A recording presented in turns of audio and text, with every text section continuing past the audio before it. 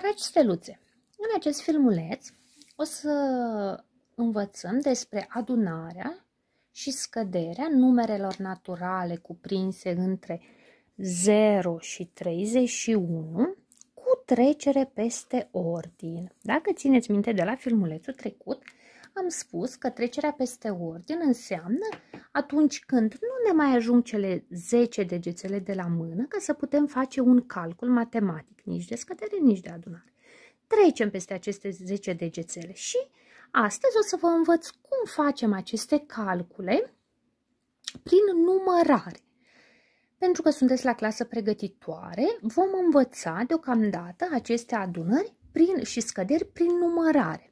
Anul viitor, la clasa 1, o să vă învăț eu niște șmecherii să știți să faceți aceste calcule fără numărare. Să vă fie mult mai ușor, pentru că vom trece la numere mai mari. Să începem cu adunarea. Mai țineți voi minte care este semnul adunării? Semnul adunării este plus cruciulița și vom face operația de adunare 7 plus 5 este egal 7 plus 5. Ce vom face, dragi copii? Vom lua 7 obiecte, da? Eu tot cu pietricelele mă voi juca. Vom lua 7 obiecte, 1, 2, 3, 4, 5, 6, 7. Avem 7 pietricele. Ce trebuie să facem? Să adunăm, să punem, da? Să punem ca să iasă mai multe. La adunare punem. Încă 5. 1, 2, 3, 4, 5. Avem 7 pietricele plus 5 pietricele este egal. Cum vom face? Ținem minte numărul de pietricele din prima grupă, 7, și numărăm în continuare. 8, 9, 10, 11, 12. Deci rezultatul adunării noastre, 7 plus 5, este 12. Observăm că dacă dorim să ne folosim degețelele, nu avem de unde să mai punem încă 5. Avem 7 degețele și mai avem doar 3 până la 10. Nu sunt încă 5 ca să putem să rezolvăm această operație. Deci 7 plus 5 este egal cu 12. Avem deja rezultatul, un număr format din zeci și unități, cum țineți minte de la filmulețele trecute. 2 este unitatea, cifra care ne arată unitățile, iar 1 cifra zecilor. Vom trece la alt calcul, tot cu trecere peste ordin, o altă adunare. Și vom scrie 18 plus 3 este egal. Ce vom face? Vom forma numărul 18, da? Vom așeza 18 elemente în mulțimea galbenă. 7 aveam. 8, 9, 10. Am format-o 10 și mai punem 8. 1, 2, 3, 4, 5, 6, 7, 8. Deci am format numărul 18, da? Îl avem pe fâșia galbenă și vom mai așeza încă 3 pietricele. 1, 2, 3. Cum aflăm care este rezultatul acestui exercițiu? Avem 18, ținem minte și numărăm crescător, pentru că este adunare și numărăm crescător, încă 3. 19, 20, 21. Deci rezultatul operației 18 plus 3 va fi 21. Unde 1 este unitatea și 2 este 10. Da? Mai departe, vom scrie numărul 29 Vom mai da un exemplu. 29 plus 2 este egal. 29 plus 2 este operația noastră. Ce facem? Prima dată îl formăm pe 29, numărul 29. Aveam 18 pietricele aici. 19, 20 și mai facem un rând de încă 9. 1, 2, 3, 4, 5, 6, 7, 8, 9. Deci avem 20, două grupuri de câte 10, 20 și 9 pietricele, da? 29 de pietricele plus 2, plus 2 unități. Luăm una să fie 2, da? Și avem pe fâșia albastră 2 unități, 2. Avem 29 și vom număra în continuare, crescător, încă 2. 29, 30, 31. Deci care este rezultatul operației noastre? 31. 29 plus 2 este egal cu 31. Avem cifra unităților 1 și cifra zecilor 3. Asta este adunarea cu trecere peste ordine. Foarte simplu. O realizăm prin numărare. La fel vom face și cu scăderea cu trecere peste ordine.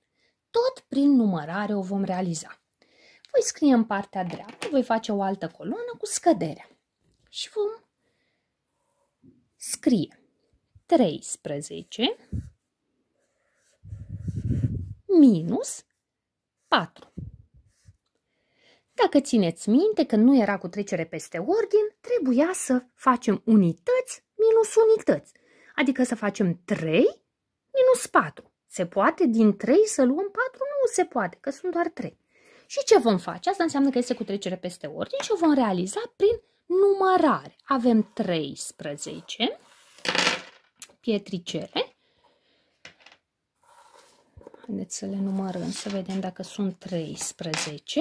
1, 2, 3, 4, 5, 6, 7, 8, 9, 10, 11, 12, 13 pietricele și de data aceasta nu vom mai folosi fâșia albastră pentru că la scădere ce vom face? Vom lua. Dacă la adunare adăugam, puneam în plus, la scădere vom lua. Și din aceste 13 pietricele, ce vom face? Vom lua 4 pietricele și vom număra descrescător. 12, 11, 10 și 9. Ia uitați, câte pietricele am luat eu? 4. Și ce am făcut? Am numărat descrescător. 12, 11, 10 și 9. Deci rezultatul este 9. Rezultatul scăderii 13 minus 4 este egal cu 9. Bine, vom trece la un alt exercițiu în care avem 20, da? Și tot este cu trecere peste ordine. Și vom scrie 21 minus 3 este egal. Cum bine v-ați obișnuit, îl formăm pe 21. Avem 1, 2, 3, 4, 5, 6, 7, 8, 9, 10 pietricele. Mai punem încă 10, repede, repede. 3, 4, 5, 6, 7, 8, 9, 10. Și cât mai trebuie să punem la unități? Avem o 10, 20 și 1. Încă o pietricică la unități. Avem o grupă cu 21 de pietricele, din care trebuie să luăm, pentru că este scădere, și vom lua 3 pietricele. Și cum am spus că facem? Luăm 3 pietricele și numărăm descrescător. Adică 20 19, 18. 20, 19, 18. Deci rezultatul scăderii noastre, 21 minus 3, este 18. Bine, o să vă dau un exemplu și cu 30, da? Îl vom folosi pe 30. Dacă până acum am avut o 10, 20, de data aceasta vom avea 30, deci trebuie să îl formăm pe 30 minus 4. Cum vom face? Avem o 10, avem 20, facem repede, repede încă o 10, adică 30, 4, 5, 6, 7, 8, 9, 10. Foarte bine. Deci, sunt 30 de pietricele din care trebuie să scădem, adică să luăm cât? 4. Vom lua 4 pietricele din cele 30. Și cum facem? Numărăm descrescător în timp ce le luăm. 29, 28, 27, 26. Ce am făcut? Am numărat descrescător, am luat 4 pietricele și am ajuns la rezultatul 26.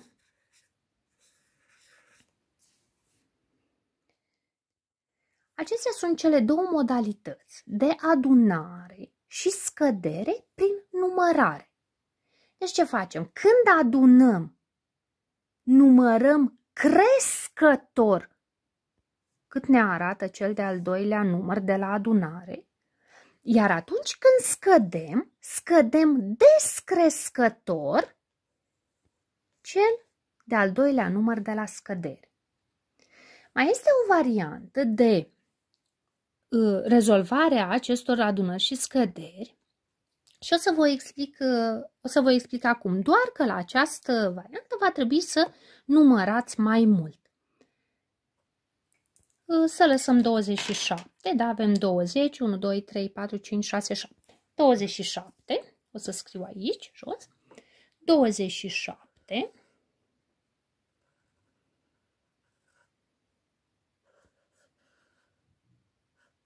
minus 8. La fel, ar trebui să scădem 7 minus 8. Nu se poate scădea 7 minus 8, pentru că nu putem din 7 degețele să luăm 8, că este mai mare și este cu trecere peste ordine. Ce vom face acum? Luăm din numărul de pietricele 8 pietricele, le numărăm 1, 2, 3, 4, 5, 6, 7, 8. După ce am luat cele 8 pietricele, le-am scăzut, vom număra câte au rămas. Haideți să vedem. 1, 2, 3, 4, 5, 6, 7, 8, 9, 10, 11, 12, 13, 14, 15, 16, 17, 18, 19. Da? Au rămas 19 pietricele. Deci știm că rezultatul este 19.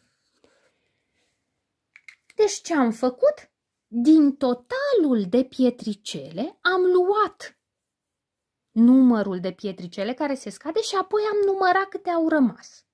Dacă prima dată, la primele exemple, am numărat descrescător, aici am numărat odată pietricelele luate și apoi am mai numărat încă o dată pietricelele care ne-au rămas. Voi alegeți acum care variantă este mai ușoară pentru voi. Haideți că vă mai explic încă o dată la aceasta cu numărat și la un exercițiu de adunare. Avem 19 pietricele, da? Folosim numărul 19 care ne-a rămas de sus, 19, și vom aduna la acest 19 4 pietricele. Ce vom face? Avem 19 pietricele, trebuie să mai așezăm 4. 1, 2, 3, 4 pietricele și dacă în prima variantă ce făceam? Număram crescător. 20, 21, 22, 23. Acum, după ce am așezat cele 4 pietricele, putem să le numărăm pe toate încă o dată. Și anume, 1, 2, 3, 4, 5, 6, 7, 8, 9, 10, 11, 12, 13, 14, 15, 16, 17, 18, 19, 20, 21, 22, 23. Deci ce am făcut? Le-am numărat toate încă o dată.